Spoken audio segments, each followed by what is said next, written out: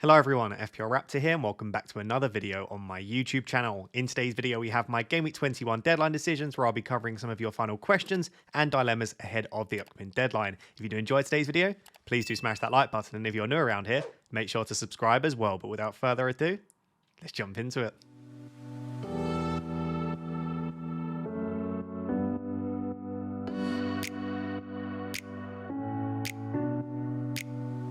So guys, I thought I would start with the big announcement that I'm sure you have seen, which is that Liverpool and Everton's double game week has been announced, and it has been announced for game week 24. We've been saying for a while now it's likely to be 24 or 25, but I actually thought 25 would be more likely. However, it's been announced, and it's actually been announced earlier than I thought it would be, which is fantastic news. We can now start planning exactly how we want to navigate this double game week for Liverpool and Everton in game week 24. So the first thing is, what will that double look like? So for Liverpool, it's Bournemouth away and Everton away. And for Everton, it's Leicester at home and Liverpool at home.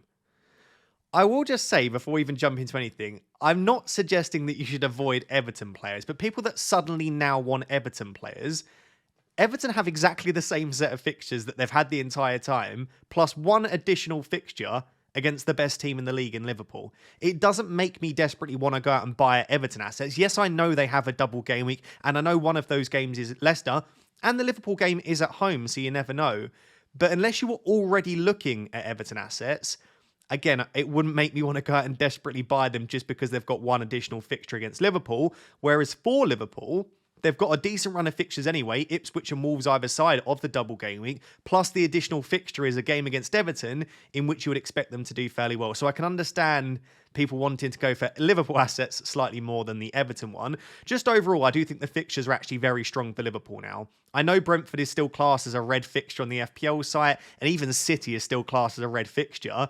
But considering I think they will score goals against both of those teams, really the only difficult game for Liverpool is this week against Nottingham Forest. So maybe what you do is assess what happens this week and then start to move from game week 22 and beyond. And then it's a really nice run of fixtures. I think game week 23 will be a nice entry point for a lot of people, especially if you're going out there and buying an attacker like Gakpo or Diaz. Game week 23 gives you a couple more weeks of information around potential rotation, injuries, etc. And then you've got a really nice home fixture to attack. On Everton, I don't think their fixtures are as bad as it looks when you first glance at them. They've got some attackable fixtures there. But considering the attackers for Everton thus far this season haven't been particularly good, and yes, under Moyes they might improve, when I look defensively, do I like fixtures against Villa, Spurs, Brighton, Liverpool, and even the Leicester game, Palace, United? I don't see that many clean sheets, but we need to see how they line up under Moyes, of course. So a little bit of caution with Everton, but I can understand wanting to bring in the Liverpool assets. So I think before we even discuss sort of some of the players that I might be looking at, and also the assistant managership and triple captaincy, because those are important things to discuss, I actually wanted to discuss what game week 24 looks like. So the deadline for game week 24 is the 1st of February. The deadline for game week 25 is the 14th of February. So there's a 2-week break, because in the 2-week break between game week 24 and game week 25, we have the EFL Cup semi-final second legs for Spurs and Liverpool and Spurs and Liverpool and Arsenal and Newcastle. And then we also have the FA Cup 4th round games as well. Why that is important in this context is it means that Liverpool will play Bournemouth away. They will then play their EFL Cup semi-final second leg against Tottenham, and then they'll play their 4th round FA Cup game against Plymouth Argyle before they face Everton. So you have got a double game week, but in between the two, I just smacked the mic, between the two teams that they double, there will be 2 fixtures in 2 other competitions. Now, one way that you could look at this is, Liverpool will field their first team against Bournemouth. They'll field their first team against Spurs. They'll then go for a completely rotated team against Plymouth. And then after that, they'll go full strength against Everton. And that probably will be the case. But even so, that means that a lot of the players that you're picking are going to have a game against Spurs in the middle of those two, in which they could pick up an injury or a knock. And even if they don't start against Plymouth, some of those will probably have to be on the bench and might see some minutes there too. It makes it a lot more difficult to try and predict exactly who's going to get 2 starts in the double. But also you are running the risk, especially with players like Jota that have not a far from ideal injury record, let's say, that they might pick up something in between the 2 games. So it makes it even more difficult. And when we then think about triple captaincy, your triple captain in Salah, you know he's going to start the Bournemouth game, but what happens if he picks up a knock against Spurs? It's very unlikely. He's a fitness monster. But again, it does just muddy the waters a little bit. So hopefully that makes sense. Good fixtures for Liverpool, average for Everton. Just beware of the Game Week 24 schedule. Then it comes down to who do we actually want to own. Now, I'm not going to discuss in too much detail because the purpose of this video is deadline decisions. It's the final things you need to think about ahead of Game Week 21. And I don't think you really need to desperately think about this right now. But I absolutely think you need to be attacking this double in some way. Now, you've got multiple ways you can do that. You could do that with triple Liverpool and then just leave it there, right? Just have your 3 Liverpool assets, leave it there. Don't worry about the assistant manager chip. Don't worry about triple captaincy. Don't worry about Everton. Just own your 3 Liverpool. And I think that will be probably along the lines of what I'm thinking about right now. But if you've got your triple captain chip, what are you waiting for? There are a lot of people suggesting that, actually, Bournemouth away and Everton away isn't that good. I'm not going to play the triple captain on Salah. Salah in either Bournemouth away or Everton away could outscore most people's triple captainships this season. I played mine in a single game on Haaland. He got 6 points.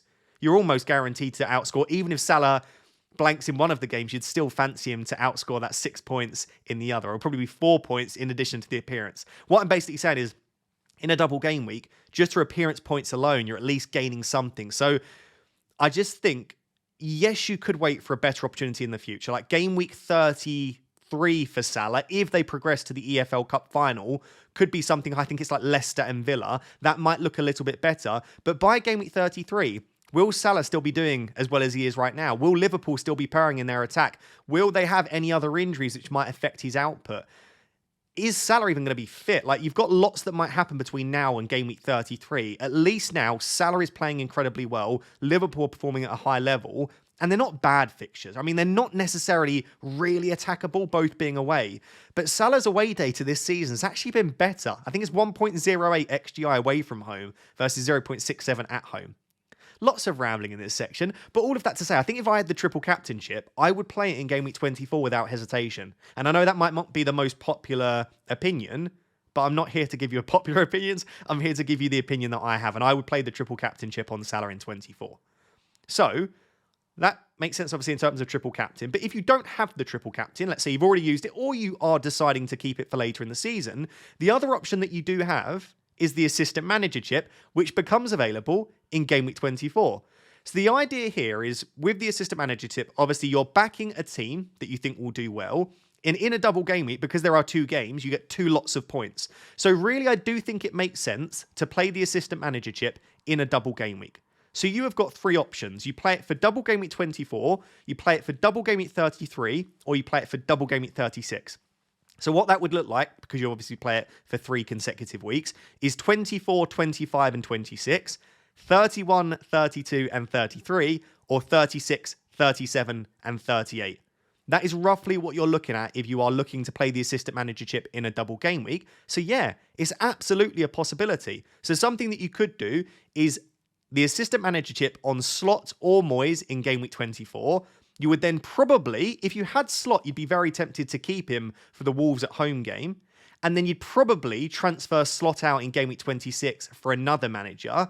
The only concern I have here is the ceiling for Slot is a lot lower than if you are to back a manager that is managing a team that is 5 places lower than the team they're going up against, because we obviously know that you get that additional bonus. To put into perspective how insane the bonus is, you get more points if you back a team that is 5 places lower than the team they're facing if they get a draw than if Slot gets a win.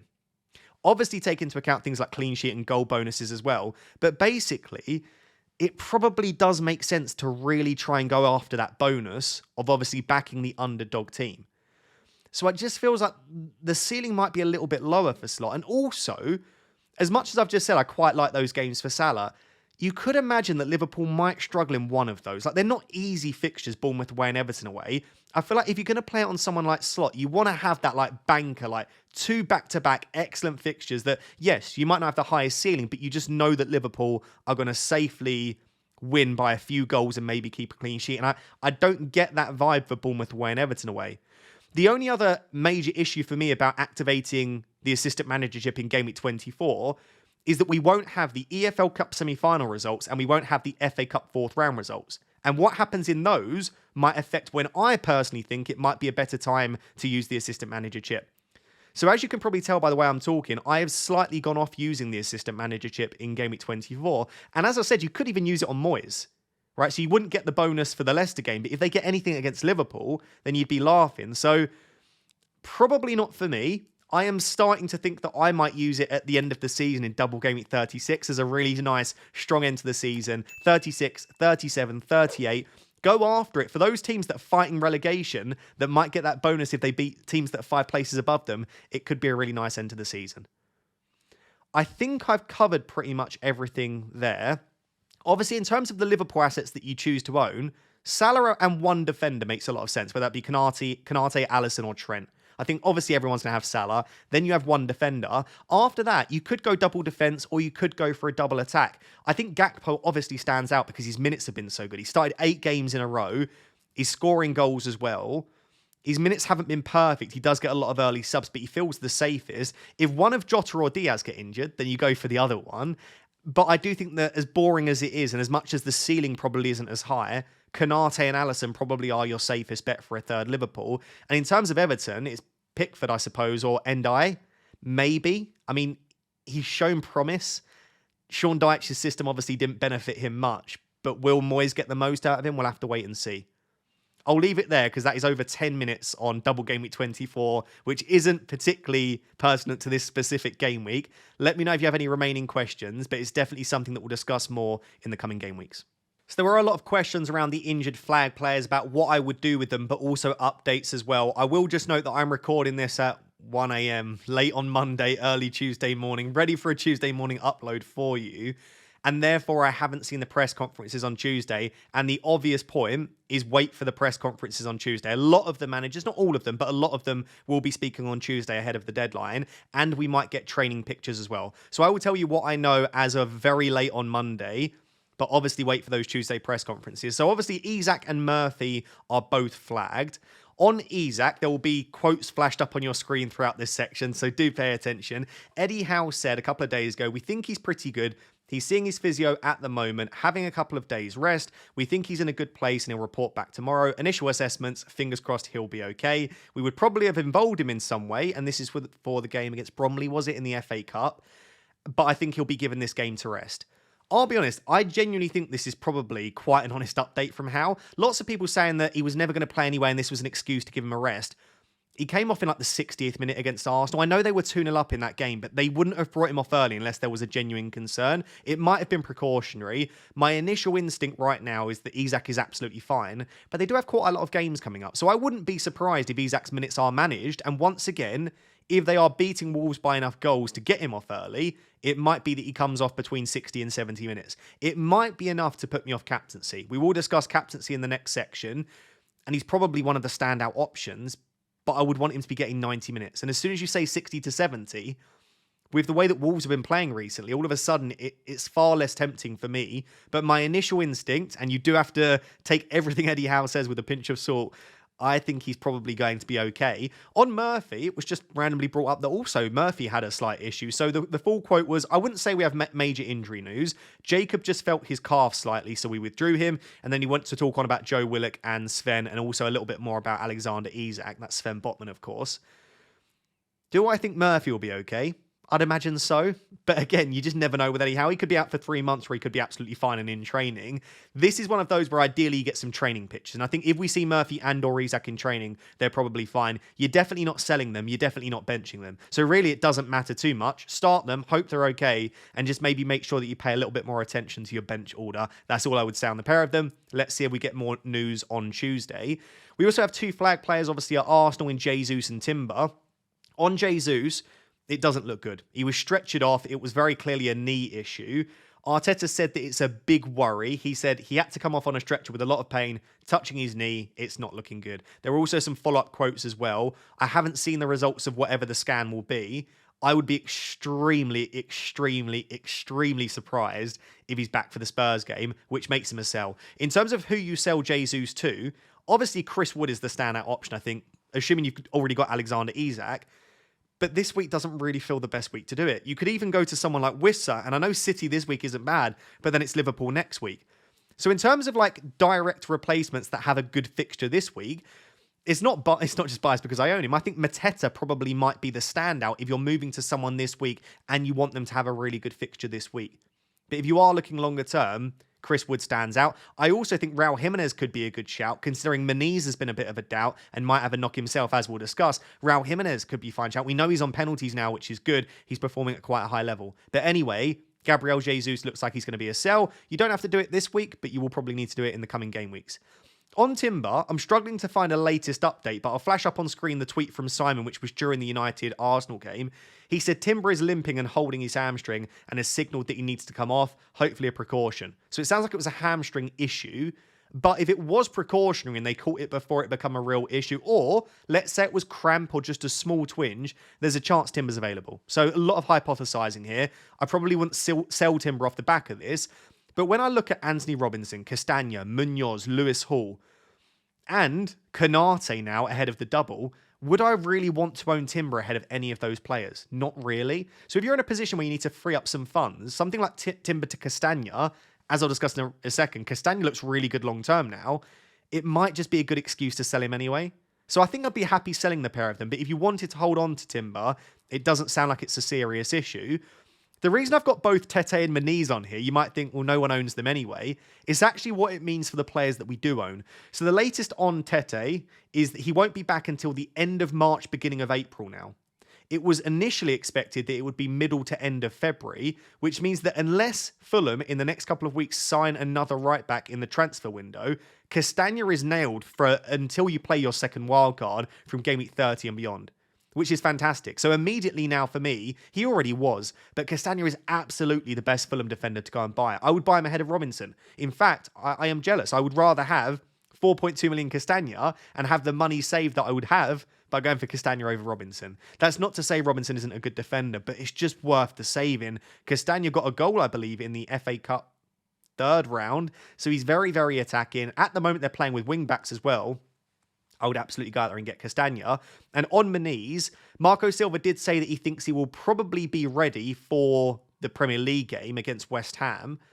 But considering that he's had a bit of a knock, considering that he's currently flagged, you'd expect Raul Jimenez to get another start. And with the way that he's playing, you would expect him to start most games as well. So I think both Castagna and Jimenez are still very good buys. But bear in mind that if Spurs progress to the EFL Cup final, Fulham will blank in game week 29. So that is something to think about.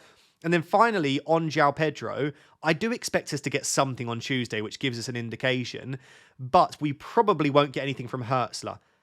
Brighton are playing on Thursday against Ipswich, so I would be surprised. I've not seen the press conference schedule yet, but I'd be surprised if we get a Hertzler press conference on Tuesday. It will probably be on Wednesday, which is after the deadline. Joao Pedro was getting a scan for an ankle injury. After the scan, he actually tweeted himself, again, I'll flash it on his screen. He put, scan okay, Solly scored, qualified for the next round, have a good weekend, Albion fans. I've then followed that up with a couple of Brighton journalists, and they said that the scan came back all clear, so he shouldn't be out for too long. The general consensus is the scan was good, and therefore he shouldn't be out for too long. But if you're scanning something, surely he's not okay. Surely he's not just going to go straight back into the 11 and be absolutely fine. You wouldn't scan an ankle injury unless it was enough to worry you. So my gut instinct is that he might not be available for the Ipswich game. And the concern that you have is that the Ipswich game's on Thursday and then they play again on Sunday. So if Joao Pedro isn't fine for the Ipswich game, there's a good chance he's then not fine for the weekend. So even if it's only a minor, small, not particularly long-term injury, you're still potentially going to miss 2 game weeks for Joao Pedro. It's up to you what you do here. I think for most people, you can probably get away with that. Most of you have 7 other good attackers, and maybe you've had a benching headache anyway. But like for example, this week Wood plays against Liverpool. Next week Rodgers plays against Arsenal. This week Solanke plays against Arsenal. It might also mean, if you keep Joao Pedro, that you've got to start players with slightly suboptimal fixtures. I'm going to leave it up to you in terms of what you do here. Let's see if we get any updates on Tuesday. But my gut instinct tells me that if it's an ankle injury that you had to get a scan for, even if the scan came back all clear, he's probably not in a particularly great place and they might not want to risk it. I'm really sorry that I don't have more definitive updates. Obviously, like I said, pay attention to the Tuesday press conferences. Let's now move on to some of your other questions. So moving on to Gameweek 21 captaincy, I truly believe this is the most difficult captaincy decision that I can remember in recent seasons. Not only this season, just in general. I have absolutely no idea where to go with captaincy, to the point where I really want to caveat. I might say that someone in this section isn't the best captaincy option, and I may well end up captaining them for Game Week 21 because I keep going back and forth, and I would love to know down below in the comments, who are you looking to captain for Game Week 21? All I would say is if I have Haaland, he would have the captaincy armband in a heartbeat. I think he's the best captaincy option. The reason I say that is he's got a bit of everything. He's got the greatest goal threat on this list. He's starting to tick a little bit more. I'm not saying that City are there, and I'm not saying Haaland's there, but he's grabbing goals now. Brentford are not a particularly strong defence, and it's a pretty good matchup. Like, Brentford concede a lot of chances through the centre of the pitch and also to forwards as well. So I look at this and just think it's just a good game for Haaland. And when there are no other real, absolute standout options to captain, it's pretty risk-free, right? A lot of people are going to be going against Salah anyway. Haaland owners are laughing. So yeah, I would absolutely be captaining Haaland if I owned him. But for a lot of us, and for most of us, it's probably between Salah, Palmer, Isak, and Fernandes. If we're looking at the fixture, which we can focus on first, yes, Salah has the most difficult fixture against Nottingham Forest. They are third for expected goals conceded this season. But Bournemouth are also really good. Bournemouth are only sixth for expected goals conceded this season. They're a top 6 defence. So, yes, Palmer has a slightly better fixture than Salah, but I wouldn't say it's that much better. Something that a lot of people are pointing to is that Bournemouth are much better defensively at home than away from home. And obviously, Bournemouth are playing away for this fixture. They're in the bottom half of the table if you look at defensive data away from home. How much you want to buy into that, I'll leave that up to you. But definitely if you take into account away and home data, which starts to get a little bit trickier, then it is a slightly better matchup for Palmer. And also, Palmer also has better data away from home, which leans then away from him. Salah himself has better data away from home too this season, 1.08 XGI away from home versus 0.6467 at home. So maybe that leans you back towards Salah. I guess what I'm trying to get at here is that neither of them have a good fixture, but you would definitely favour Palmer's fixture out of the two. You might look at Isak's fixture and say Wolves at home. That's a brilliant fixture. Wolves this season are only 12th for expected goals conceded. They've been a mid-table defence. And since Vitor Pereira has come in, they are a top 4 defence for expected goals conceded. And obviously there was the red card in one of the games. You need to take that into context or take that into account. But they're definitely looking a lot better under Vitor Pereira. They don't look as easy to be got at. And I know Forest put a few goals past them, but I feel like in general, it was still an okay defensive performance in that game. I don't think this is as good of a fixture as it maybe looks on paper for Alexander Isak. Now, if we are looking at fixtures, there is no doubt in our mind that Southampton at home is the best fixture in the league. Southampton are comfortably the worst defence in the league. Under new management, under Russell Martin, it doesn't matter. They just conceded 11 big chances to Brentford. So absolutely, hands down, if you are attacking the fixtures, you have to captain a Man United player. But Man United are so inconsistent. And something that I've noticed as a fan, I don't know if this pays out in terms of XG and in terms of the actual results. I feel like we struggle when we're expected to win. Man United in general, in recent years, but also even under Amorim, some of our best performances have been against City, when we still were the underdogs. Against Liverpool, even against Spurs, the performance was slightly better. I just think, in general, when there's a team we're expected to dominate possession, dominate the ball, score goals, I always worry that that's the sort of game that will under-deliver. But that's a bit of sort of pessimism as a fan. Definitely standout fixture is Fernandes. When we're looking at the data, they've all got really solid data other than Fernandes. So Salah has been super consistent. Look at that goal threat. It's sneaking up towards the likes of Haaland and Isak. Very creative himself as well. You would say he's probably got overall the best data. Palmer's goal threat hasn't been fantastic this season. Only 0.38 non-penalty expected goals. But he's got insane creativity. And the thing with Palmer is you can largely ignore the data because he's shown on a consistent basis he can go out there and get you 4 goals in a game. Not many... In fact, I would even say Salah can't do that. Not many players can go out there and get you 4 goals in a single game. When Palmer goes big, he goes big. And on penalties, and on set pieces. And so, whilst the data is always important, in a single game, Palmer has shown that it's largely irrelevant because he can go absolutely massive. Someone's data that I've been so impressed with is actually Isak. Almost the same goal threat as Haaland, but he's got 0.15 expected assists per 90. And to put that into context, that's one of the top expected assists sort of data points for forwards. Forwards tend to have data similar to Haaland, 0.06 expected assists. So not only is Isak having insane goal threat, he's also a bit creative. Like I said, Fernandes' data isn't particularly strong, but it's been slightly better under Amorim. and it's Southampton at home. You're not captaining Fernandes because he himself is a better asset than the other four. You're taking into account the fixture. In terms of the bookies odds, they've obviously got Isak as the most likely at 56% to score a goal, Haaland at 55%, and then Palmer at 49%. Down at 43% is Salah and Fernandes. So actually they are the two least likely to score a goal according to the bookies. Whether you want to take that into account, that's up to you. Then I looked at positional matchups. Where do these teams concede goals from? Who do they concede goals from? Do they concede goals to forwards, to wingers, to attacking midfielders? Salah and Palmer don't have bad matchups here. I'm not sitting here saying that I think they won't get returns. But the match, when I look at where Bournemouth and Forest concede their chances from, they don't look like perfect matchups for either of them. But I would say for Haaland, Isak and Fernandes, they look a little bit stronger. So to put that all together, because I still genuinely, like, hand on heart, I have no idea who I'm going to captain in Game Week 21. I objectively think Haaland is the standout captain, so I would go Haaland first. If he was 100% fit, I would probably marginally have Isak in second, but I really don't think that Wolves at home game is as good as we potentially think, and because I think his minutes might be managed, I'm hesitant to put him in second. But for now, I will say that Isak is probably second if you were to guarantee me 90 minutes. And then I think it's honestly so close between the others.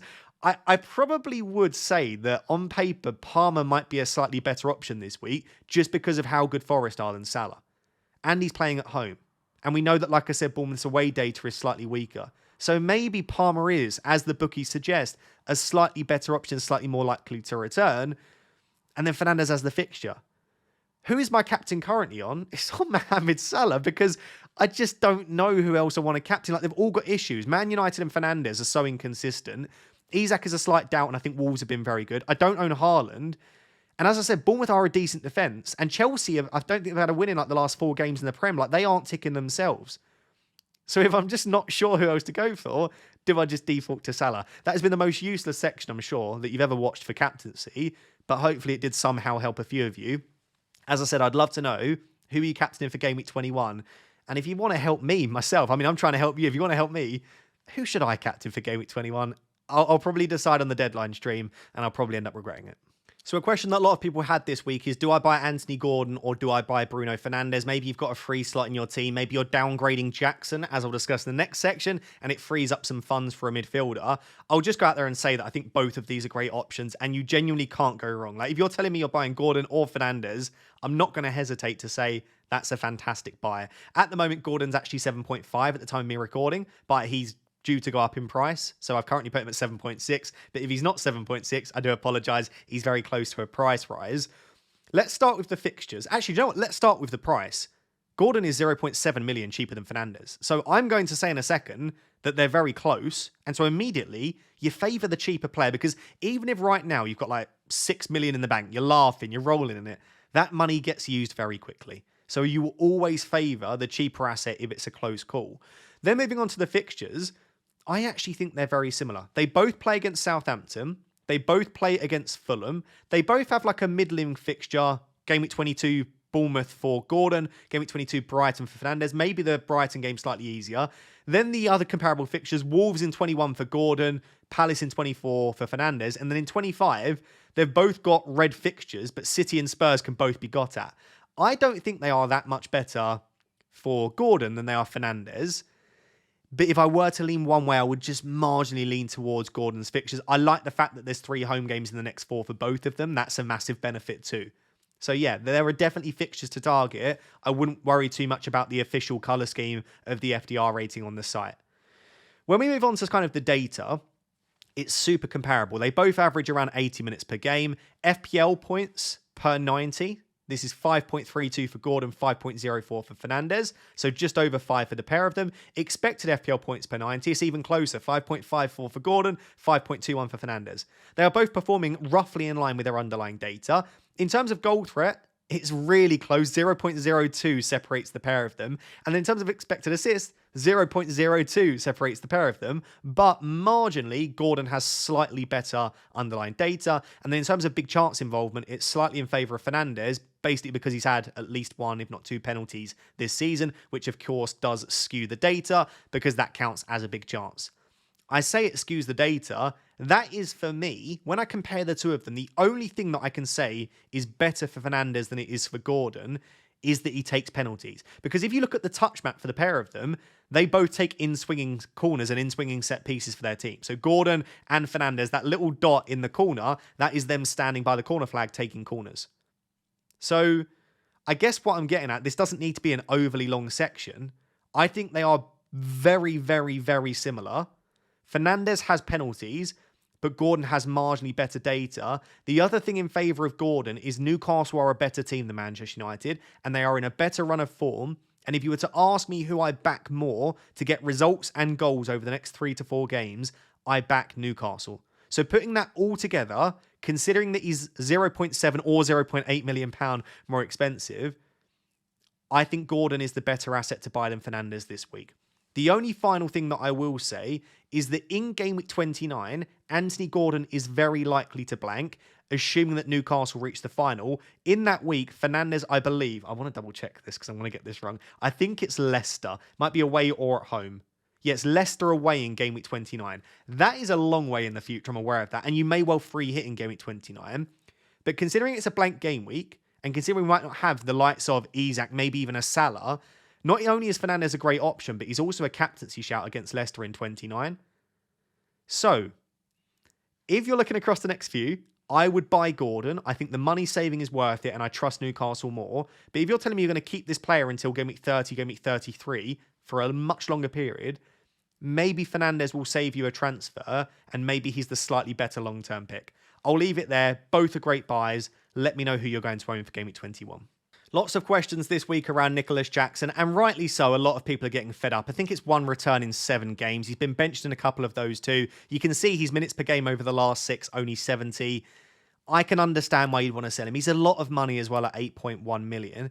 And if you want me to sit here and say what everyone else is saying, which is sell him, I'm probably not going to do that. But I do think there is some justification. So, in terms of the fixtures, 3 of the next 4 are at home. Bournemouth, Wolves and West Ham. The away game being City. And then Brighton even in 25. I think they're actually pretty decent fixtures for Nicholas Jackson. And as much as his minutes haven't been perfect, I would be surprised if he doesn't start all 5 of those. So immediately he's a fine option. He's playing in what is usually a very good attack, even though they've struggled a bit recently, with decent fixtures, and he will get chances. So in what case would I sell Nicholas Jackson? I would sell Nicholas Jackson if your replacement is Mateta, because I think it's the best entry point for him.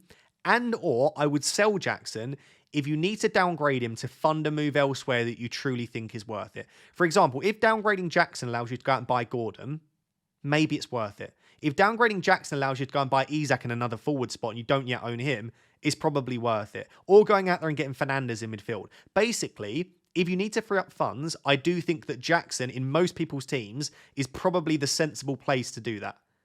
So those are the 2 situations. If you're replacing Jackson with Wood, why would you do it this week? Wood's got Liverpool, Jackson's got Bournemouth. If you're doing it with Wissa, I know people think that Brentford will score 7 goals against Man City at the moment, and they may well do quite well, but I don't think Wissa's a much better option than Jackson this week. I don't even know what other options there are out there that people are going to, but I struggle to think that many players that you can buy right now would be a massive upgrade on Jackson for Bournemouth at home. I would say if you're buying Wissa, do it in Game Week 23. That's the best entry point for me. I think it's Crystal Palace and Spurs, or do it in Game Week 24. If you're doing it for Wood, well then just buy Wood next week when he plays Southampton. So like I said, you need to think about the entry point for the player that you're buying, but also think about, do you need to free up funds? If you want a little bit of confirmation bias, I've got their first 14 games for Chelsea and then the last 6. There has been a bit of a drop-off for Nicholas Jackson. So you can see 6.8 points over the first 14 per 90, 3.83 over the last 6. What is interesting, though, is his expected FPL points has only dropped slightly, so from 5.2 per 90 to 4.89. So what this tells me is that for the first 14 game weeks, he was massively overperforming his expected data, and then now he's underperforming his expected data, and there's been a slight drop-off. But generally, we're just looking at overperformance versus underperformance. There has been a drop-off in his expected goals. There's been a drop-off in his expected assist as well, although not that notable. The only real insane notable drop-off, and I was so surprised at how notable this was, is his big chance involvement. And I think this tells the story of what is happening at the moment with Chelsea and Jackson.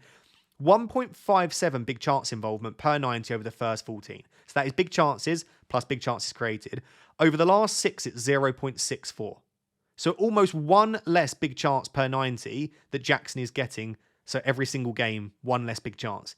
That's quite notable. So whilst there's only been a slight drop off in his expected goals, the big chances have dropped down off a cliff. So that suggests that he's probably taking more shots from difficult positions because Chelsea are struggling to create clear-cut chances from every game. Whether that's a Jackson issue or a Chelsea issue, let me know what you think down below in the comments, Chelsea fans. It's probably a bit of both. So to recap all of that, Jackson's data has dropped off, Chelsea are struggling, and he's a lot of money, so I can understand why you'd want to sell him and downgrade. If I owned Jackson, and it's very easy for me to sit here and say this because I don't own Jackson, and I've not sat there frustrated with him for 7 game weeks, but if I owned him, my belief is that I'd give him at least 1 more week and then sell for Chris Wood in 22, or give him 2 more weeks and then sell for Wissa in game week 23. But if you are looking at Mateta as your favourite option, I don't mind doing it this week because you get that Leicester fixture. Hopefully that makes sense. Let me know what your plan is for Jackson. I think he's a fine buy. I didn't mean that, but he is. I mean, he's a fine hold, but he's also a fine sell as well. So the final thing to discuss is just a Game Week 21 wildcard. A lot of people looking at maybe playing a wildcard that could see them through for the double Game Week in 24, for maybe the assistant managership, things coming up as well. It's very early for me to be playing a wildcard because we don't yet know the EFL Cup semi-final results, but also the FA Cup 4th round results, and therefore we don't have enough of an idea about future blanks and doubles. So for me, it's too early. I think the earliest week you'd want to play it, unless you really need it right now, is Game Week 25, because that's when we're going to get a lot of the key info. But for me, the 2 best times to wildcard are going to be Game Week 30 or Game Week 35. Game Week 30/31, let's say, is probably the most likely wildcard week for me. But I do think we still have a bit of information. The first is that we obviously know that Liverpool have the double game week in 24. So in this wildcard, I have got Alisson, Konate, and Salah. There is no Trent. What is the reason for no Trent? There is some doubt associated with him right now, but also he's very expensive. And I think there are so many elite midfielders that I want to own right now that it might be worth the saving. Plus, there are so many good cheap defenders with Munoz, Hall, Castagna, and even Konate himself, that it doesn't feel like your defence looks weak when you have no Trent. So for that reason, the 3 Liverpool I've gone for is Alisson, Salah, and Konate. But Alisson and Konate are very boring Liverpool players to own. So if you want to go out there and have Trent or Gakpo or Diaz or Jota instead, I can fully understand why. As I said, the rest of the defence, Gabriel, Munoz, Hall, Castagna, and then Konate, I think it's just a really solid defence. You don't have to have Gabriel, I will just say, although I think he's still one of the best defenders in the game. The fixtures aren't quite there, and Arsenal are in a bit of a slump at the moment. But I just think as long as you can afford him, I probably would have him in the team. The front 3, Isak and Wood pick themselves. If I had the money for a Mateta, I would probably have him in there instead. But considering the midfield that I've gone for, I've decided to just go for Raul Jimenez. If Joao Pedro was definitely fit, you could argue that he is slightly better. But I would actually just probably prefer Raul Jimenez right now. He's performing at a decent level. Fulham are a very decent team overall. The fixtures are a bit of a mixed bag moving forward. And yes, he might blank in 29. But I equally think he's a fine option to have. And then where all of this money is invested is the midfield. So I've got Palmer, Salah, Fernandes, Gordon, and Eze. It's a really solid midfield. Now, do you need all of those expensive players? No. You could easily make Eze Sarr. You could easily have Ahmad in there instead of Bruno. You could have Murphy in there instead of Gordon. You don't have to have all 5 of those big hitters. But that just looks like such a ridiculously strong midfield. So that's roughly where I've gone on the wild card. In terms of where you could save money, it probably is downgrading Gabriel, having Ahmad instead of Fernandes, or having Sarr instead of Eze. Maybe Murphy instead of Gordon, but I feel like that's a pretty big downgrade. But otherwise, you should be able to afford this. I think most people with 1 or 2 of those downgrades if you don't have perfect team value. But yeah, I would probably be holding the wildcard. If you do want to tinker with your own wildcard, if you want to get access to any of the data that I've used in this video for any of the different sections, do check out Fantasy Football Hub. There will be a link down below to get a 30-day free trial, which I think stops after the Game Week 21 deadline, but also 30% off as well. It's definitely worth checking out, and yeah, it'll allow you to tinker with your own wildcards. So guys, there you have it. That is my Game Week 21 deadline decisions. Hopefully it has been helpful. And if it has, please do smash that like button and make sure to subscribe as well. Also, make sure to tune into the deadline stream later today. It will be live at 4 p.m, 2 hours before the deadline. Come and tune in, ask your questions, see who I end up captaining, see what my final decisions are as well. And it's usually a good vibe. So yeah, check it out. Until next time, thank you very much. Bye-bye.